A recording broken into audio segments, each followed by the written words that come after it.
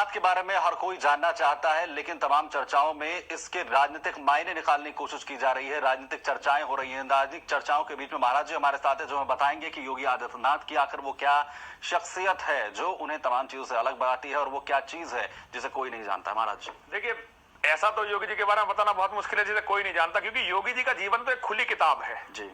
योगी जी का कुछ भी ऐसा नहीं है जो छुपा हुआ हो। उनकी हर चीज खुली किताब है, लेकिन कुछ चीजें हैं जो मीडिया नहीं दिखा रहा है, सुदर्शन चैनल दिखा सकता है जी। देखिए, एक तो सबसे निर्भीक व्यक्ति है जी, और लालच उनके मन में कहीं नहीं है जी। और जिस तरह से उन्हें मुस्लिम विरोधी बताया जा रहा है, ये बिल्कुल गलत है। वो मुस्लिम विरोधी नहीं है, वो सनातन हिंदू, एक जागरूक हिंदू है और अपने धर्म की रक्षा करना चाहते हैं, जो हर व्यक्ति का दायित्व है। एक सन्यासी के रूप में उनका कर्तव्य है। वो नाथ संप्रदाय की उस परंपरा से आते हैं जो परंपरा सीधी आदि योगी भगवान महादेव शिव से शुरू होती है जी। गुरु मत्स्येंद्रनाथ जी ने कहा जाता है गोरखनाथ जी। गोरखपीठ, गोरखनाथ शहर उन्हीं के नाम पे बसा हुआ है। ये सब लोग उनके इस परंपरा के लोग हैं। ये नाथ संप्रदाय के सबसे पूजित मठों में से एक, सबसे पूजित गद्दी है। ये कहा जा सकता है कि नाथ संप्रदाय, भारत में धर्म के अनेकों संप्रदाय हैं, 13 अखाड़े भी हैं, लेकिन नाथ संप्रदाय यहाँ सबसे बड़ा संप्रदाय है। इससे सबसे ज्यादा लोग इससे जुड़े हुए हैं। ये अवधूतों का, योगियों का संप्रदाय है और ये हठ योगी हैं, जिनके बारे में कहा जाता है कि ये सीधे शिव से बात करते हैं। और इनके जो दादा गुरु महंत दिग्विजयनाथ जी थे, इनके गुरु महंत अवैधनाथ जी थे, बड़े चमत्कारी पुरुष थे महंत दिग्विजयनाथ जी।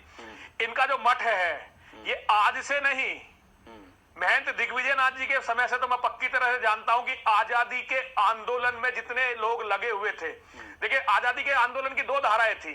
एक धारा तो वो थी कांग्रेस की धारा, जो अंग्रेजों से मिलकर केवल एक सत्ता में भागीदारी चाहती थी और उसी को वो स्वतंत्रता संग्राम उन्होंने बताया।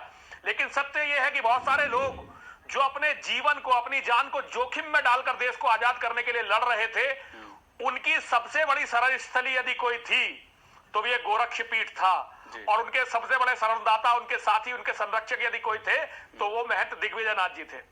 जब ये देश आजाद हो गया तो हिंदुत्व का सबसे बड़ा केंद्र, हिंदू महासभा जहां से संचालित और जहां से मार्गदर्शित होती थी, वो भी महंत दिग्विजयनाथ जी की तपस्थली गोरक्षपीठ ही था।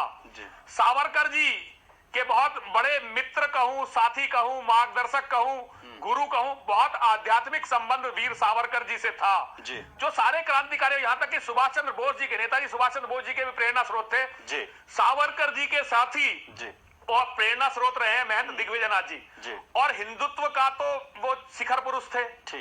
तो उनके जो ये योगी जी हैं तीसरे, उसके बाद दिग्विजयनाथ जी के बाद उनके गुरु अवैधनाथ जी और अब योगी जी।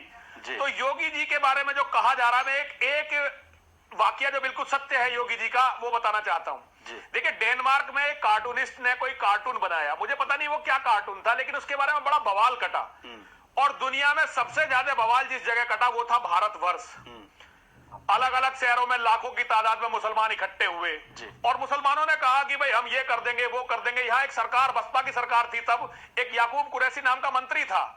उस मंत्री ने कहा कि जो डेनमार्क के कार्टूनिस्ट को मारेगा मैं उसे 51 करोड़ रुपए दूंगा। उसने ऑफिशियल कहा 2 लाख 2.5 लाख लोगों की भीड़ में। गोरखपुर में भी मुसलमानों ने ऐसा प्रदर्शन करना चाहा, लेकिन उन्हें पता चला कि योगी जी की जो एक संस्था है, जो योगी जी के मार्गदर्शन बल्कि संरक्षण में चलती है, हिंदू युवा वाहिनी, उन्हें लगा कि हिंदू युवा वाहिनी के लड़के उनके इस प्रदर्शन को रोक सकते हैं। तो उनका एक प्रतिनिधि मंडल योगी जी के पास गया। उस प्रतिनिधि मंडल ने योगी जी से कहा कि जी हमारे नबी साहब जो हमारे सर्वोच्च हैं अल्लाह के बाद, उनका अपमान हो गया है, कार्टूनिस्ट ने इस तरह से कार्टून बना दिया है, हम उसके खिलाफ प्रदर्शन करना चाहते हैं। योगी जी ने कहा ये तो बड़ी अच्छी बात है, आपके धर्म का अपमान हुआ, नहीं होना चाहिए, लेकिन एक बात बताओ, एक मकबूल फिदा हुसैन नाम का आपका एक मुस्लिम है जो रोज हमारी भारत माता के नग्न चित्र बनाता है, जो हमारी देवताओं के, देवियों के नग्न चित्र बनाकर हमारे धर्म के अपमान करता है, उसका क्या होगा? तो उन लोगों ने कहा कि हम उसे भी कंडम करेंगे।